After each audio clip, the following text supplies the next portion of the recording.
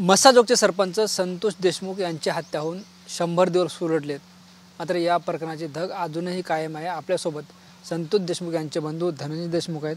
धनभाऊ, काय सांगाल 100 दिवस झाले या सगळ्या घटनेला? पहिल्या दिवसापासून आत्तापर्यंत 100 दिवसापर्यंत ज्या या गोष्टी सगळ्या घडल्या, जे अमानुषपणे आमच्या भावाची हत्या केली, यातील प्रत्येक जो आरोपी आहे याने इतक्या चुकीच्या पद्धतीने हे सगळं केलेलं आहे.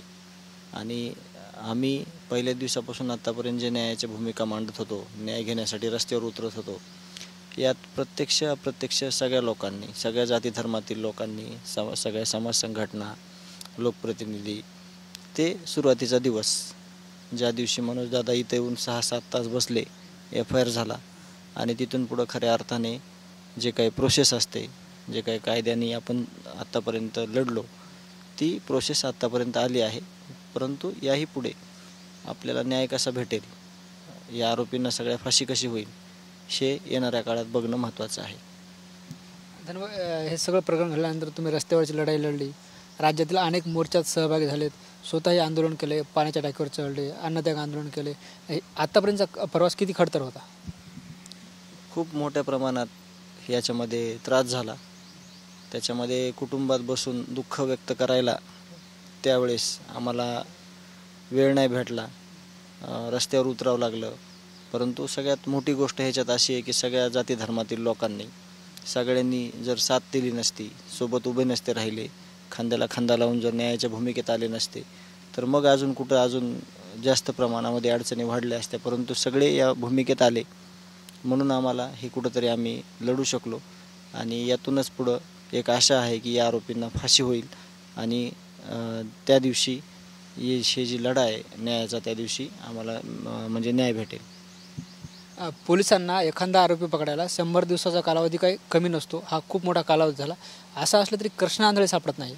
मी सकाळीच व्यक्त झालेलो आहे या विषयावर की मला असं वाटतं की सगळ्या समाजाला हे सांगणं महत्त्वाचं आहे, जे पोलीस यंत्रणा आहे त्यांनी, की या आरोपीचं काय झालं आहे, हा कुठं लपला आहे, किंवा समजा तुम्हाला काय आव्हान आहे आजचं, तुम्हाला कशा प्रकारे त्याच्याकडे जायचं आहे, हे सगळं समाजाला सांगणं खूप महत्त्वाचं आहे. आणि आम्हाला देखील ह्याचं स्पष्टीकरण पाहिजे की तो कुठं आहे आणि का शोधत नाही. त्याला लवकरात लवकर जेरबंद करून त्याला फाशीची शिक्षा द्या, अशी आमची मागणी आहे. आणि त्याचं स्पष्टीकरण हे सगळं पोलीस यंत्रणेनं आम्हाला दिलं पाहिजे. कृष्ण आंधळेबाबत यंत्रणेने तुम्हाला काय माहिती दिली? तो म्हणजे शोध मोहिमेत कुठंच सापडत नाही, त्याचा कुठंच आता पत्ता लागत नाही, असंच आत्ता तरी आम्हाला सांगितलेलं आहे. परंतु तो नेमका कुठं आहे आणि त्याच्यासाठी काय विशेष यंत्रणा आहे, या बाबतीत आम्हाला त्यांनी सांगणं गरजेचं आहे. आणि आम्ही त्यांना विचारूसुद्धा की याबाबत कधीपर्यंत हा आरोपी जेरबंद होईल. इथून पुढे कशी भूमिका असणार आहे? भूमिका अशी आहे की आता आपण बघणार आहोत. 100 दिवसाचा कालावधी म्हणजे खूप मोठा कालावधी आहे एखादा आरोपी न पकडणे किंवा न शोधाशोध होणे. परंतु याबाबत काही भूमिका घ्यायची वेळ आली तर सगळे जे आमचं गाव आहे त्या गावाच्या विचाराने आम्हाला काही भूमिका घ्यायची वेळ आली तर आम्ही ती नक्की घेऊ.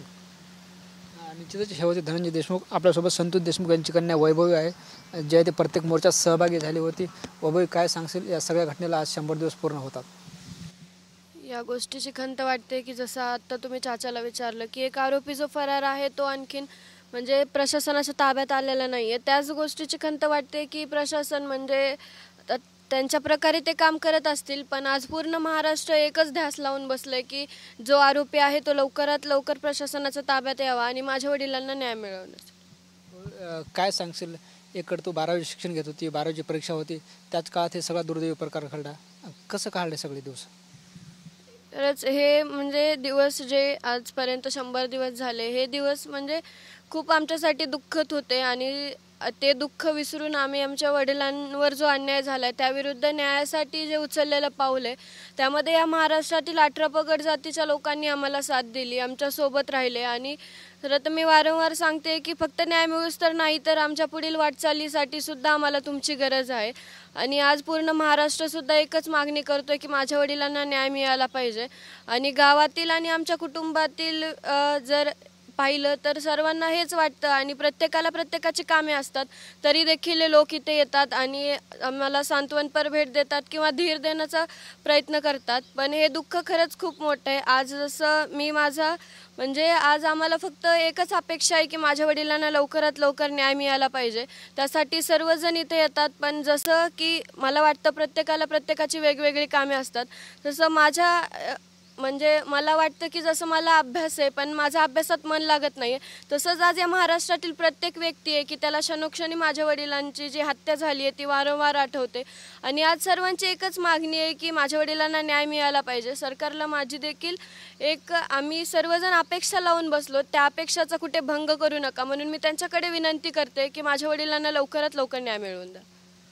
वैभव, या सगळ्या दुःखात तू 12वीची परीक्षा दिली. खरं तर तुझंही स्वप्न आहे डॉक्टर व्हायचं. तुझे वडील संतोषराव देशमुख यांचंही स्वप्न होतं डॉक्टर व्हायचं. आता तुझी नीटची परीक्षा होणार आहे, कशी तयारी करतेस?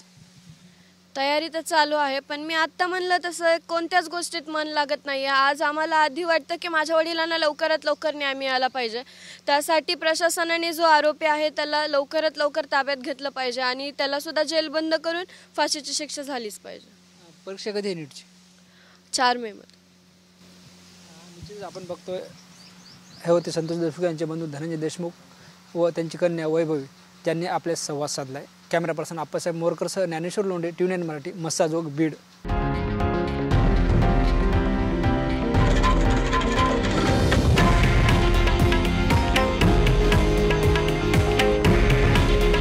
हे आहे देशातील नंबर 1 न्यूज नेटवर्क आणि आपण पाहत आहात TV9 मराठी. काळजी तुमची, हित महाराष्ट्राचं.